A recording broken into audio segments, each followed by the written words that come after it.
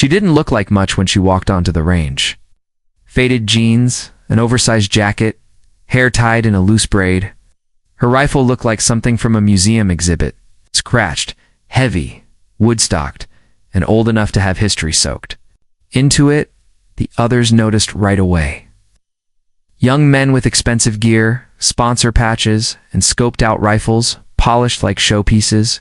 One of them laughed, loud and ugly. "Ma'am, you might want to stand behind the line. This ain't a garage sale."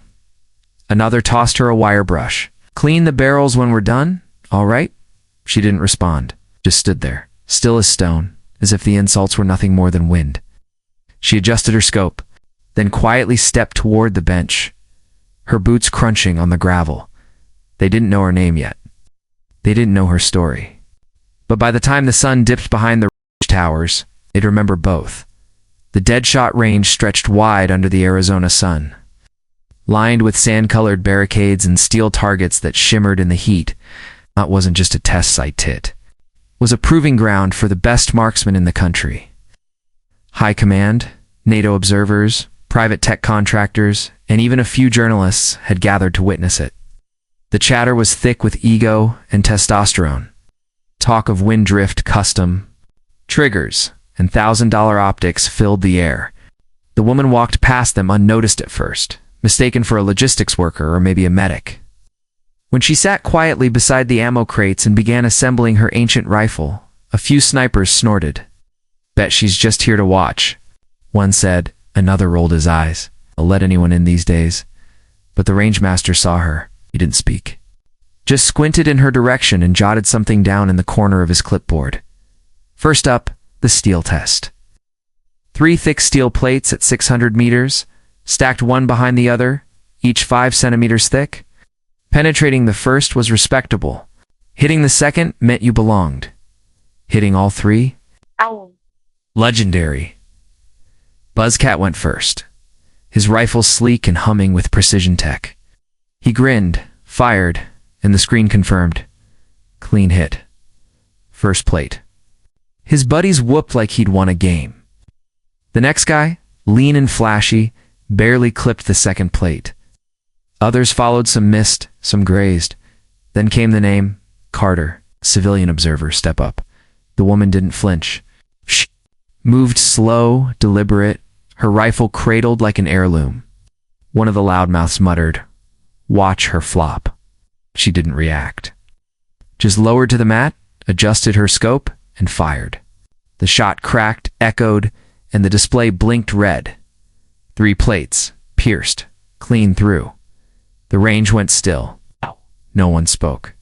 Even the wind paused. In the stunned silence, someone whispered, "Who the hell is she?" The question hung in the air like gun smoke. Tech in a wrinkled uniform, arms crossed near the generator, muttered something about Ghost Viper. Heads turned. Ghost Viper was a myth among shooters, a phantom instructor who trained the untrainable, a legend buried beneath classified files. The older range staff exchanged glances. "She was on that tape," one said, voice low. "Back in 19, took down a UAV with a single shot." Rumors spread fast now. Name once forgotten began to echo off steel walls. Natalie Carter. Rank, no unit. Just a shadow from the past, returning with dust on her boots and eyes that didn't blink. The rangemaster looked down at his clipboard again. This time, he wasn't scribbling. He was underlining her name. Next up, a moving target. A high-speed drone zipping across the far skyline 2,000 meters out. A brutal shot even for pros. Dust kicked in spirals. The drone darted like a swallow in a storm. Buzzcat went first again, trying to shake off the last embarrassment. His shot missed by meters. He cursed, blamed the wind. The flashy shooter managed. A graze one wing nicked, but not enough to score. One by one, the others missed. "Carter," the rangemaster called. No one laughed this time. She walked to the line, laid out her rifle, and looked through her scratched old scope. No rangefinder, no digital readout. She adjusted the dials by memory, breath slow and even. The drone streaked past. She fired. One shot. Hit. Center mass. The drone spiraled and vanished in smoke. Someone gasped. Someone else cursed. The crowd stilled. Even the wind seemed to bow. The same men who called her a cleaner now whispered her name with caution. A few avoided her gaze entirely. One or two tried to play it off. Beginner's luck, they muttered, but their voices lacked weight. The rangemaster no longer called her civilian, simply looked up and said, "Carter, step forward." There was a final test, now one few ever attempted. The Predator kill zone. A virtual aircraft, 900 kilometers per hour, 1,800 meters up, with a single weak point, the central sensor. Miss by a hair and you fail. She didn't flinch. A sergeant tried to stop her. Only elite shooters, he warned. She replied, without raising her voice, "Check the list." He did. Her name was there. The commander's voice came over the radio a moment later. "Carter, Predator kill zone now." The sergeant stepped aside without another word. The crowd swelled behind her officers. Techs, journalists. They leaned in, hungry for a spectacle. She lay prone on the mat, her rifle resting on the bipod like it had always belonged there. She adjusted the scope again in AI, no sensors, just instinct and experience. The drone appeared, projected in blistering clarity. It streaked across the screen like a ghost. She tracked it, barely moving. Then one breath. One shot. The display flared red. Direct hit. Central sensor obliterated. The drone spun, tumbled, crashed in code. No one cheered. No one dared. For a long moment, there was only wind and awe. Then someone whispered, "That shot was impossible." The rangemaster took off his cap. He didn't say a word. Just looked at her like he was seeing something sacred. A retired colonel stepped forward, hands shaking as he unfolded a weathered photo. Showed a young woman, rifle in hand, standing beside a downed UAV. "That's her," he said, his voice graveled with memory. Was there in 19. The photo passed from hand to hand. A tech pulled up an archived log. "Carter, one shot, 2,400 meters. Confirmed kill." The crowd shifted. What started as mockery had turned into reverence.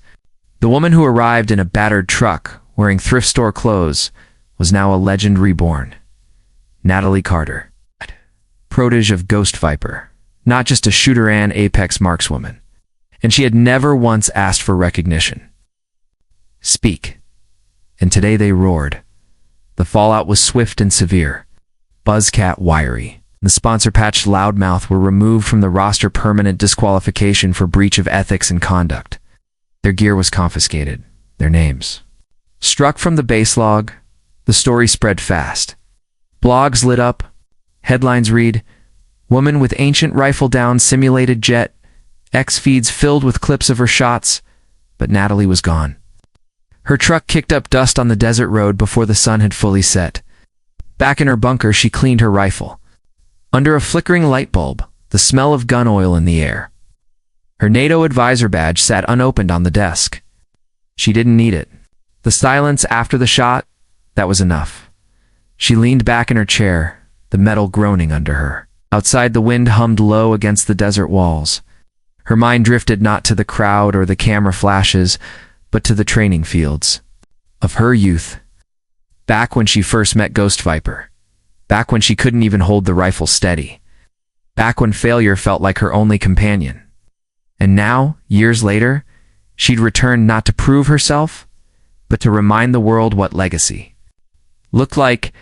The weight she carried wasn't just the rifle, it was history. It was pain. And it was purpose. There was a kid at the water station earlier, young tech, couldn't have been more than 19. His eyes were wide when he saw her after the UAV shot. "Is it true?"